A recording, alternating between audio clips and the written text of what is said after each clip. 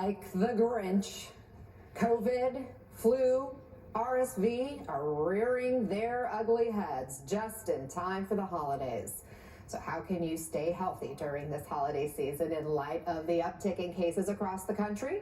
Joining us now, NBC News medical contributor and friend of the show, Dr. Vin Gupta. Doctor, you and I have been talking about this triple threat. Just how bad is it right now? Well, Anna, good morning. It is just on the uptick. And so we do believe RSV, this virus that affects kids, might be peaking. And yet flu and COVID-19 are just beginning to really rear their heads and having significant impact on hospitals. We're seeing a 4-time rise in hospitalizations with COVID, about 1,000 deaths a week. That might surprise some viewers here. Flu is just beginning to really rear its head again. We've had about 70,000 hospitalizations across the country. So this is just about to be the beginning of what we think will be a moderately severe season, peaking in January. So what are the protocols if we test positive for any of these? I keep thinking back to the times when we were really in the thick of it with COVID. Are people still supposed to isolate for COVID?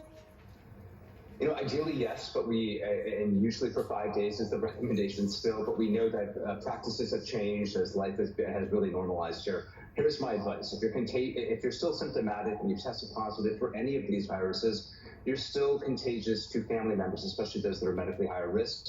So wear a mask, try to reduce spread, cough in your elbow, basic common sense things, even if you can't isolate for whatever reason. But yes, technically the protocol is isolate for 5 days. I say mask until you're no longer contagious, testing negative. Real quick here, test2treat.org. Test the number 2treat.org for anybody, especially that's medically high risk. This is a free government service providing free telehealth and free treatment for COVID and flu.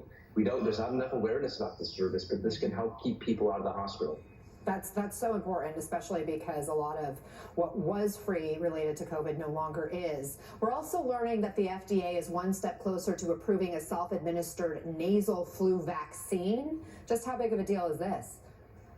You know, I think it's going to be a definite game changer. Hopefully this time next year, people can self-administer a flu shot through their nose, just like if you're taking Flonase. But in this case, this is called Flumis, a flu vaccine, very effective, reduces needle phobia if you have it, and you can do it in the comfort of your home. This is the future, Anna, where we'll be able to administer some of our respiratory vaccines in the comfort of our home. I think that's going to help with uptake. Lastly, there's a COVID flu test that was recently released by Pfizer. Here's the problem, it's $40. Those are the types of tests that are near and dear to the heart of a pulmonologist. But I don't want my patients to have to pay $40 here. So that tension between these innovations and price accessibility, we're going to have to sort that out. Yeah, and you mentioned test2treat.org is another good place for people to find resources. Dr. Vin Gupta, you are always such a dedicated servant to all of us in the work you do. I see you wearing your scrubs. I know you're fitting us in between shifts. Thank you so much for being here with us, and an early Merry Christmas. Useful.